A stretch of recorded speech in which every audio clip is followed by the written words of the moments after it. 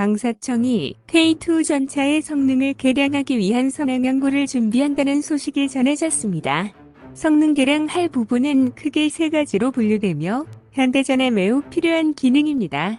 그리고 K2 전차의 약점은 두 가지로 예상하고 있는데 이 부분을 개량하지 않는다는 지적이 있습니다.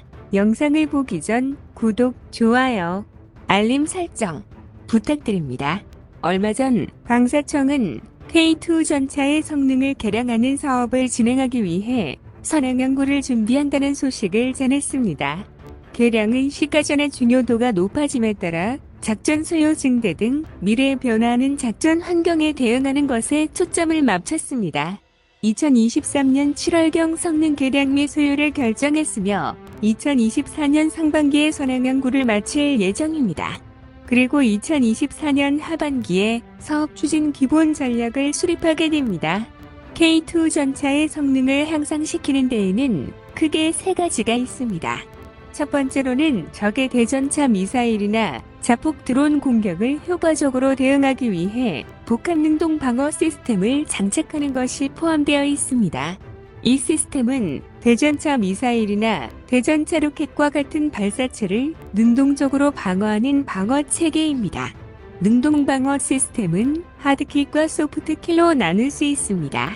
하드킬의 경우 날아보는 미사일을 폭발이나 파편, 탄약 등으로 요격해서 조기 폭발을 시키거나 탄도를 흐트리는 것입니다. 소프트킬의 경우 탱크가 남기는 전파, 열영상, 음파적 흔적을 줄이거나 왜곡하여 미사일의 조준이나 락온을 방해하는 방법입니다.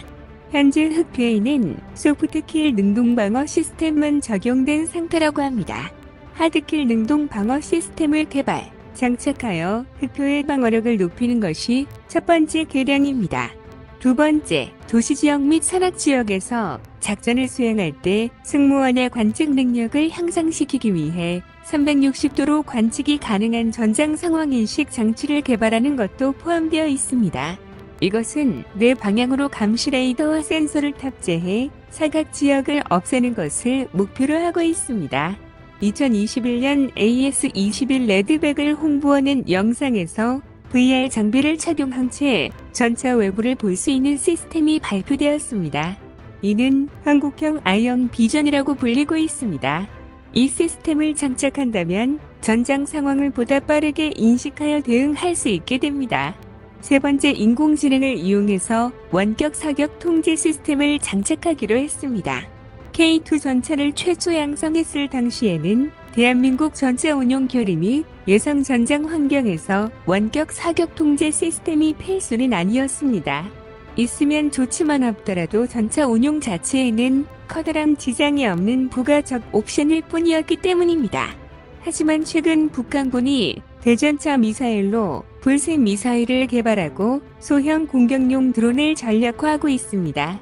그리고 시가전 같은 고강도 작전 환경에서 전차의 생존성을 확보하기 위해서는 원격 사격 통제 시스템 장비는 필수가 되었습니다.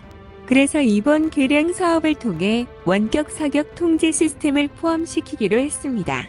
RCWS에는 12.7mm 기관총과 AA 기반 EOIR 드론 제밍 시스템도 포함이 되어 있습니다.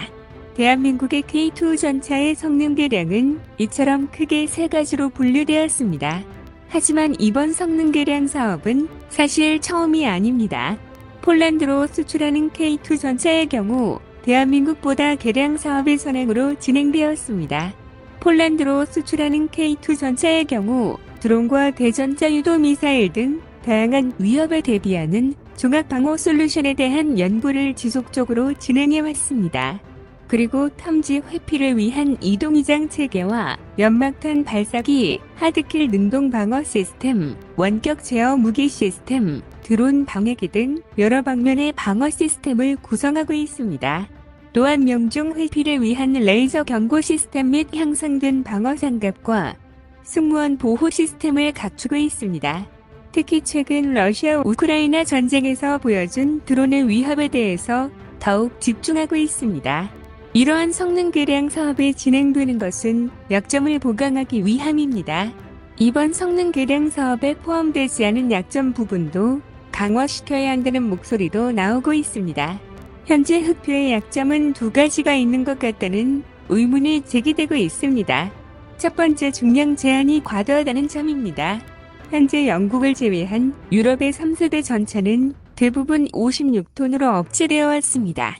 그리고 대한민국 또한 56톤으로 제한되어 왔습니다.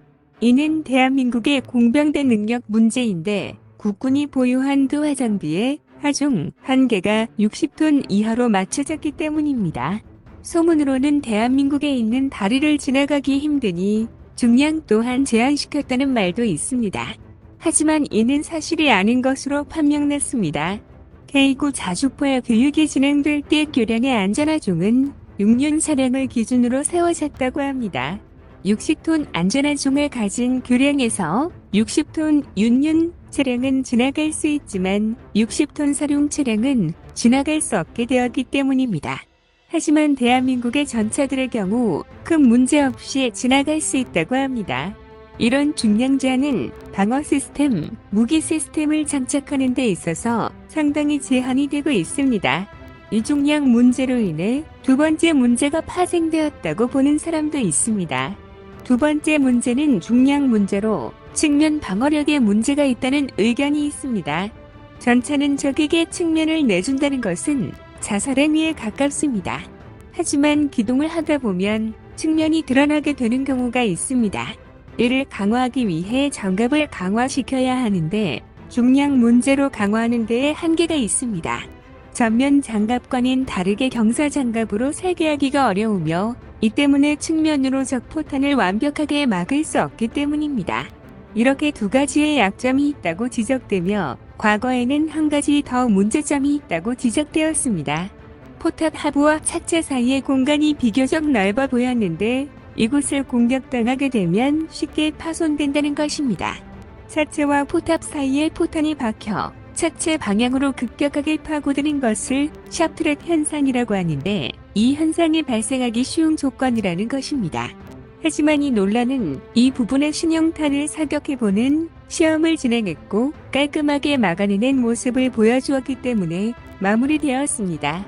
과거 소련제 전차들은 이런 샤트랩 현상을 방지하기 위해 동글 납작한 밤 구형 포탑을 많이 채택했었습니다. 그리고 요즘 소련제는 그 정도가 덜하게 되며 대부분의 경우 도탄되는 경우가 많아 큰 문제가 되지 않다는 것으로 판명났습니다.